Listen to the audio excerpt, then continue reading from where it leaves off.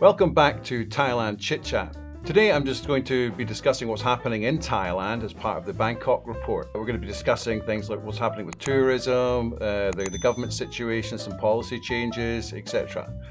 Which is less about the tourism side, but there's maybe some information you haven't heard. Maybe I'm updating you with some new information. So basically, as you'll know, there's been an election. The election was on May the 14th. And the results, or the temporary results, have been announced, which I'll go into a little bit more. But on the tourism side, which obviously was affected by COVID dramatically, there's been some predictions by the Tourism Authority of Thailand. So within the past 5 months, expected to reach about 25 million visitors in Thailand this year. So that's for the past 5 months. And it's predicted that within 2024, there will be a revenue of 3 trillion Thai baht. It's difficult for them to really give serious predictions because they can't even put some policy in place at the moment because the new government has not been announced. So these are some sort of ideas of what's happening within the tourism side. But the figures actually indicate how difficult it has been in Thailand over the past 2 years, where about 3 trillion baht of revenues have not come in. So back to the election. What happened was on the 14th, Thailand had an election and ended up that two main parties controlled the majority of or most of the votes, and that was a company called Move Forward Party and another one called Pheu Thai. Pheu Thai has been basically winning most of the elections over the past years, and through a coup, etc. They haven't come into power, what was surprising from the whole election was that Move Forward ended up winning the election, basically winning 151 seats. The next level down was United Thai Nation, which is under the present Prime Minister, Kun Prayut Chan-o-cha, and they won 12.5% and 36 seats. So just to explain that a little bit more, the way it works in Thailand is that you have 400 constituency seats, and these are basically first past the post seats, winners. And then there are 100 party list seats. Then on top of that, separate from the election is 250 Senate seats. And these seats were predominantly appointed by the junta. So what you're looking at is they take 60 days from the election to announce who is going to be the winner.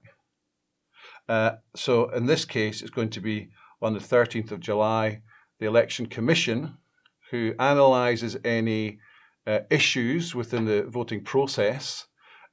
Maybe they do recounts, etc., which they did do one, which Move Forward lost to another party. So they go through irregularities, etc., so they allow 60 days for that. Then it comes to the point of who is going to be elected the Prime Minister. The Move Forward Party have created a coalition with 8 other parties. I won't go into the details of the parties. You can look it up yourself if you're that interested. And the nominated Prime Minister is Kun Pita, and he's quite a young gentleman. I think he's about 42 years old, which in Thailand's tradition, it's always been a seasoned politician who has been voted in. So of that, if you take the 500 seats plus the 250 seats, for them to appoint that Prime Minister, then there has to be 376 votes, so more than half of the 750, obviously, for that Prime Minister to be elected. Just now, the Move Forward Party with the coalition have 313 votes. So they've got quite a few senators to basically support them in the bid for Kun Pita to become Prime Minister. Now, Kun Pita seems to be a popular choice. and there are a few issues to do with shares in Thailand. If you are an owner of a media company, you can't be elected to an MP position. Estimation is that by early August, the new government will be appointed. So it's not guaranteed that the Move Forward Party and its coalition will come through. There may be some variations to that, or negotiations in the background for other coalitions to take over. So very much so, things are up in the air in Thailand at the moment. Now, what does that mean? 60 days is a long time, but it's part of the constitution, so you have to follow the constitution. But what the effect of that is that Thailand's overseas image is very much affected because of the uncertainty. Now, the rumours go around about a possible coup, which I very much doubt. What that also leads on to is diplomatic trade agreements. Now, everybody's trying to get different trade agreements in place. Basically, diplomatic ties or trade agreements, etc., go into limbo. The other thing is that when there's new projects coming on, there's different budgets. The new government will come in with their own budgets. So a lot of projects which were in negotiation or were about to start, or they sort of stop. Now, if the project has been ongoing and it's running, of course it continues because the government signed the contract, no matter who's voted into office.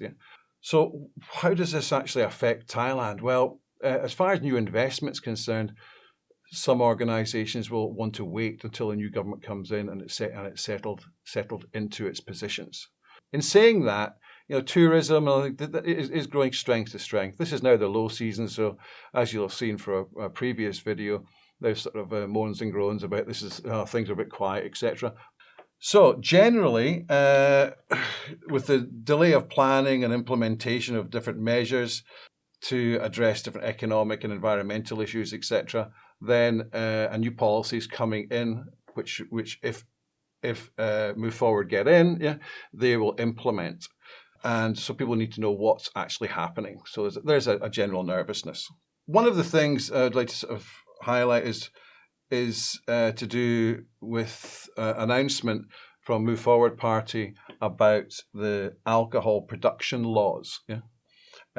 This is something which has drawn attention to drawn attention to the public because they see it as an oligopoly where you've got the main brewing companies controlling the beer market and market entry barriers are there to stop smaller productions or breweries opening. And there's a huge growth in the craft beer industry. And what's been happening is that the craft beer companies cannot produce here because they can't meet the regulations. Now, these regulations were adapted or slightly changed. They were reduced by the present government. And what they were reduced to was there had to be a 10 million baht registered capital investment, that there had to be a 10 million litres per year production line, and also they had to run an environmental impact assessment. So as much as it was a gesture, and it was a change, there's no question, that it didn't really help producers. So what's ended up happening is a lot of the beer producers, the craft beer producers, have gone to Cambodia and probably more so now Vietnam, and they get it produced and they import it because there's a free trade agreement between the two. There's still excise tax to be paid, but there's the production can be done there, which means Thailand loses revenue. What they're trying to, the Move Forward Party is trying to push this forward, so it opens things up to craft beer companies. Now, I must stress that, surprisingly enough, the large brewery companies are actually supporting this. They see a value in building the Thai brands.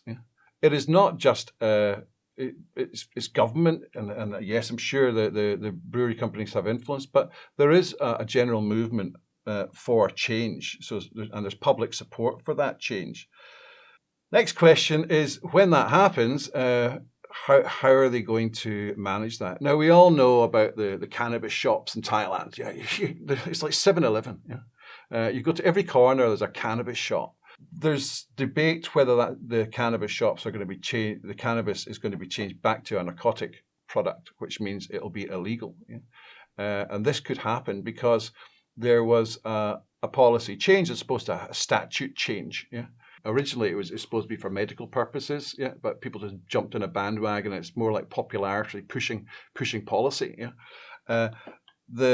Some of the political parties did support it before, and then afterwards are saying no, it's not correct. And public opinion has been changing. Yeah? Where there's more liberalisation, some people are saying that it is a danger to the youth, etc., and playing on that as they have with alcohol. My point back to the alcohol is when they're going to liberalise brewing, yeah, we just hope that they actually plan this properly. That's a couple of things which are happening. Yeah, as I said, I hope that they manage the guidelines and have the law more specific and having less grey areas, and also they do the same for cannabis. So it doesn't affect people who have already opened shops, or at least the cannabis side, they can use it for medical purposes or with a line from a doctor or whatever. So I think getting that balance is correct.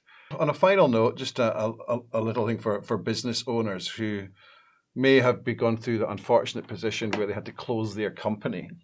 Now, what generally, correctly or not, happens is that when someone closes their business, they just walk away from the business, and they think that's okay. And basically, because it's not operating, the business just closes. Yeah.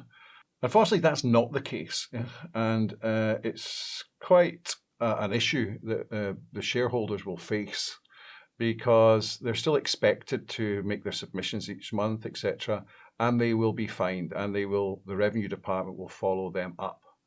Now, I have closed companies in the past, yeah, and I've gone through the correct process, so I've got nothing to come back on me, yeah.